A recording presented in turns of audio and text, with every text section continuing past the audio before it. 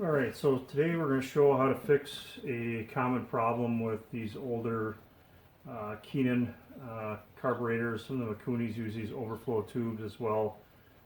This is from an older set of CB750 carburetors. It's from a 1980 CB750. And 2 out of the 4, and it's hard to see on the video, but there's a crack that runs the whole length damn near the tube. So as soon as fuel starts going into it, it starts leaking out of the overflow out of the bottom. So in order to do this, I'm actually going to replace all 4 of them. But the materials that you're going to need is, this is a number 32 or a 0.116 thousandths of an inch drill bit. And then I have a 1/8 inch Reamer. All these you can get off of Amazon. They're pretty inexpensive. I just have a cheap digital calipers. You could use a veneer or even a scale to do this. The material I'm going to use is this 1/8 inch brass tubing. I literally just get this at Ace Hardware. K&S, you can buy it online as well. And then I use this tank, it's JB Weld tank weld kit, repair kit. I buy the kit and it comes with the 2 different types of epoxy. It also comes with like a fiberglass matting for doing repairs on gas tanks. But this is the only one that's really well suited for the modern gasolines. There's probably other epoxies that'll work as well, but I just prefer using this because it's, in some ways, it's made for this application. So to start with, I'm gonna break these tubes off. Sometimes you can actually get them loose and pull them out, and I usually try to do that first. So I'm just going to grab it with the pliers first, and it just kind of rock it back and forth and see if it'll actually come out.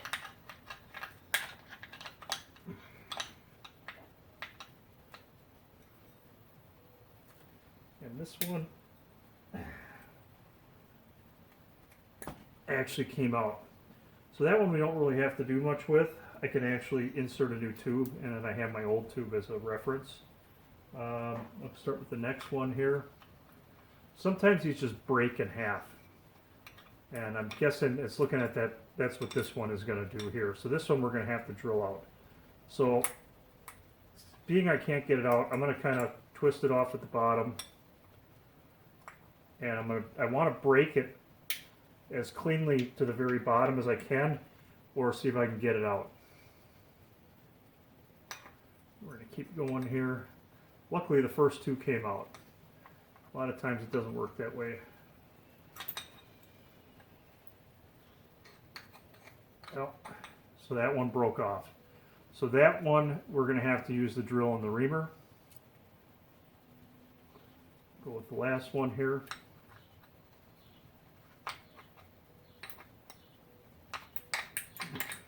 Yeah, that one just broke off. So 2 out of 4, so 50-50 right now. The key here is to try to get it, if they do break off, get it to break as close to, you might have to kind of work it with the pliers a little bit, but you want to get it as close to the base as you can. You're going to have to use that to start the drill into it. These other ones came off pretty clean, so I'm not going to have to ream those out. However, before you start, and I probably should have mentioned this, you want the length of this to be, you want to measure the overall length. So I'm going to put that one back in here. You want to actually do this first. So I'm going to take my calipers, and I'm going to measure the overall height from the base of the float bowl here where it makes contact to the top of my tube. So it's about 1.29 inches. So I'll write that down. So when I insert the new tubes, I know what height to bring these back in at.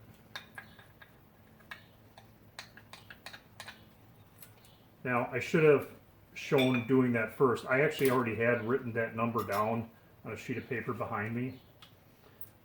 But I forgot to show you that in the very beginning. But that's really the very first thing you want to do, so you know how high to actually to bring your new tubes. So the next thing I'm going to do is we're going to cut off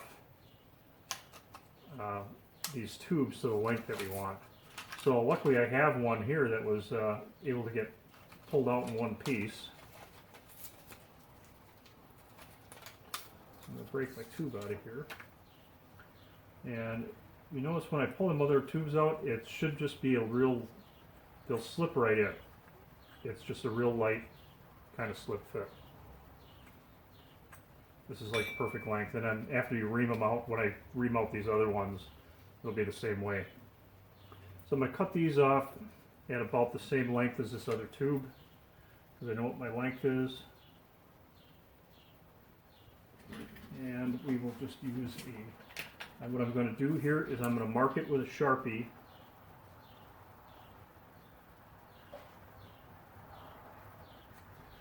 And I'm going to use a file.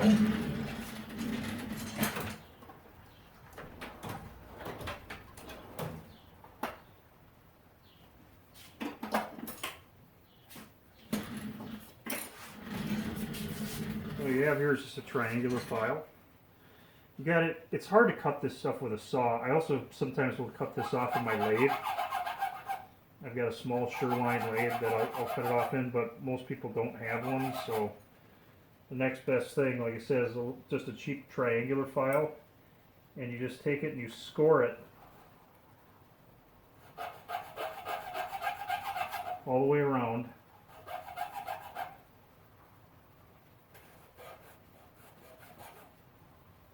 And it weakens the tube right there, and you can literally just snap it off.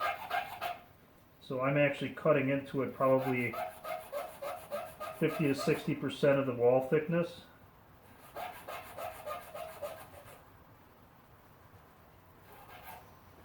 And you can just go like that, and it just breaks right off nice and clean. And on that end I'll use on the inside. Once you cut this tube off a few times, you take the file and kind of flatten it out on the end, and then deburr it so you don't have a sharp, nasty end on the inside of your carburetor.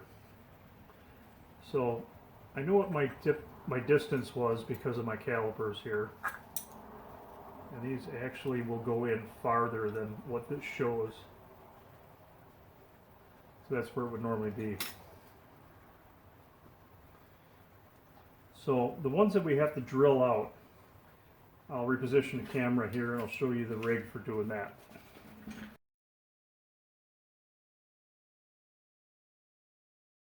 Alright, one other tool that comes in handy is just a little Dremel tool with a small rotary burr on it.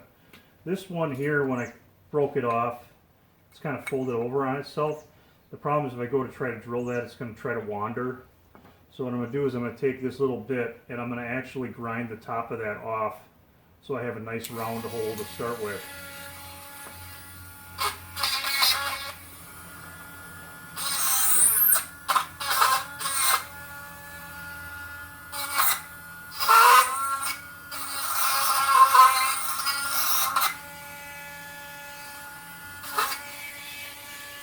Just like that. So now you see it's nice and round, and now when I start with my drill, it'll come in nice and straight.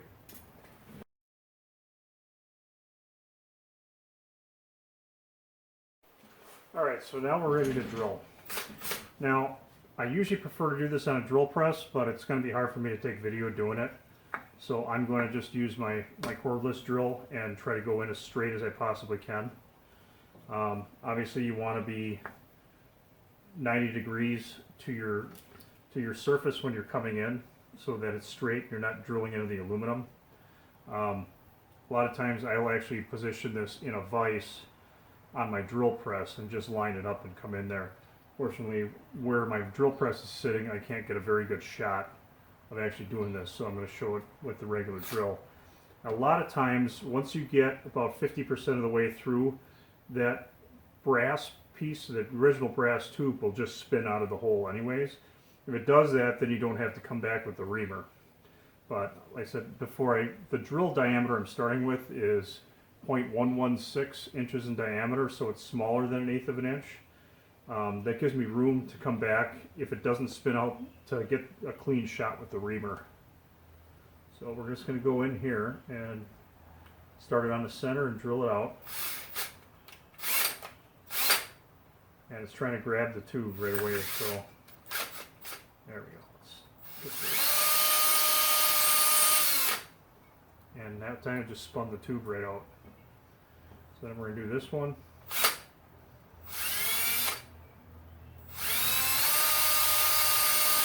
Same thing, spun the tube out. So we got lucky, didn't have to use the reamer at all. So now we've got all 4 of these are basically ready to put in the new tubes.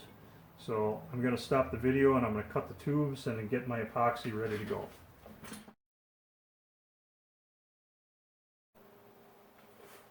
Okay, I've got all my tubes cut.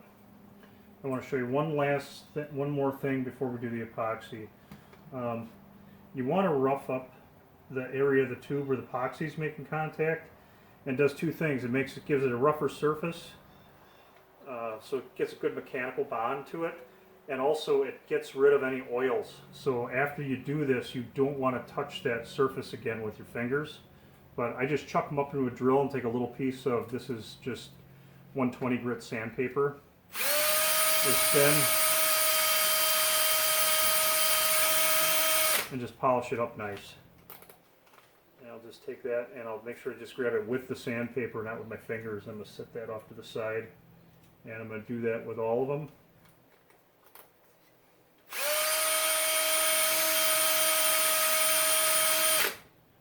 And this is actually a pretty critical step. If you just put it in there without roughing these up, and if there's even the slightest hint of oil left on there, you're going to have a problem where the epoxy's not going to stick. I used to just hit them with brake clean, but I found out that a lot of times that didn't work. It still left a little bit of residue and it didn't quite grip the way I wanted it to. This one I got to go to the other side here. The sandpaper though seems to really do the trick. And it's quick. Especially if you've got a cordless drill, which if you're going to do this project you should have some kind of a drill.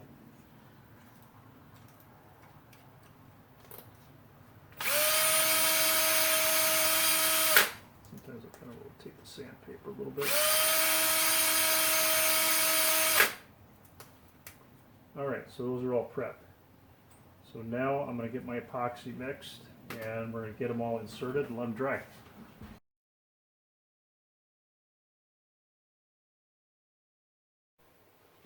Okay, so I'm mixing epoxy. I got just a cardboard envelope I'm going to mix it on. Obviously it doesn't take very much to do this, so I'll probably put about a pea-sized piece of epoxy, or the hardener. This is a 50-50 mix of hardener and epoxy.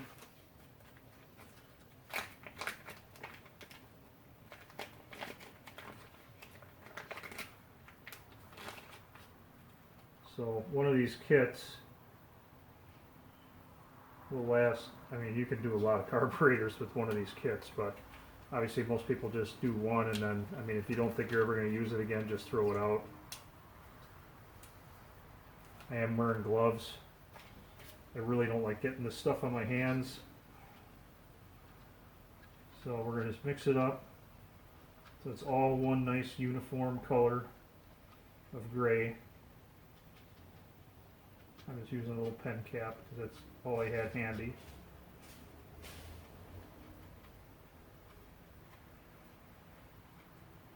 Okay, so that's pretty good.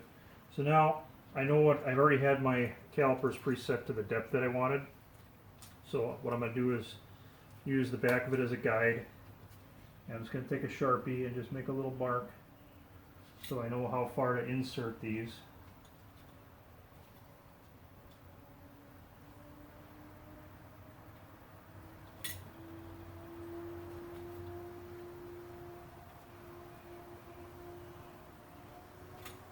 And I mean, these are just overflow tubes.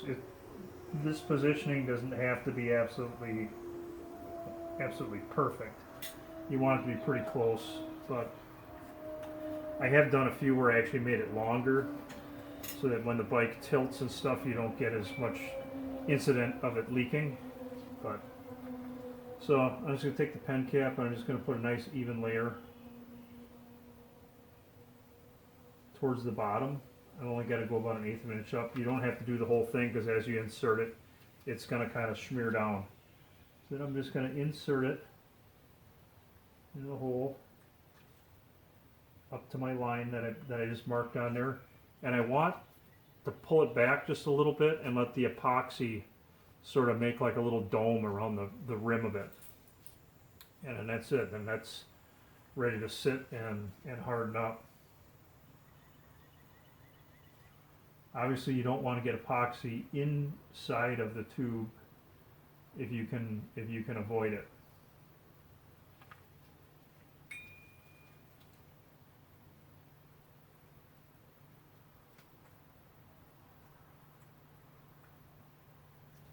Okay, so that one's set to go.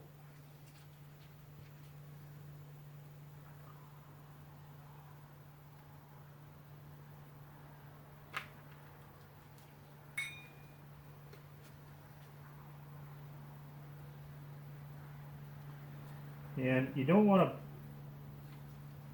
get the idea of bottoming this out, because if you make them too long and you bottom them out, it blocks your drain hole, and then your drain plug will never work correctly, which you obviously don't want. It should be sitting when it's inserted. It ends up being about 3/16 of an inch above your drain hole.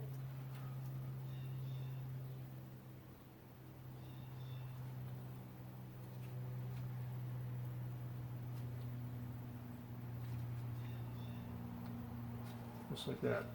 All right, and that's it. Now I just let these sit, and basically I let them dry overnight before I try to put any fuel in it. So that's basically the complete job, and then tomorrow morning or afternoon when I get home from work, I'll put the carbs back together and check them again for leaks, and hopefully we don't have any leaks. All right, I hope that helps out somebody that's got this issue. It's a really easy fix, and the materials to buy this, I think this piece was $3.50 at the hardware store for this piece of brass. And then to get the drill, you get these off of Amazon for about $5. So if you have to get a Reamer, if the drill doesn't take it out, the Reamers are a little more expensive. You probably pay around $15 or $20 for the Reamer. Obviously I didn't need to use it on this one, but I have had ones in the past where I did have to use it. I believe the tank repair epoxy kit is like $18. But either way, for the price of one used float bowl, you can buy all the stuff to fix all 4 of them. And actually, it's enough to probably do 2 carburetor sets. So I hope this helps.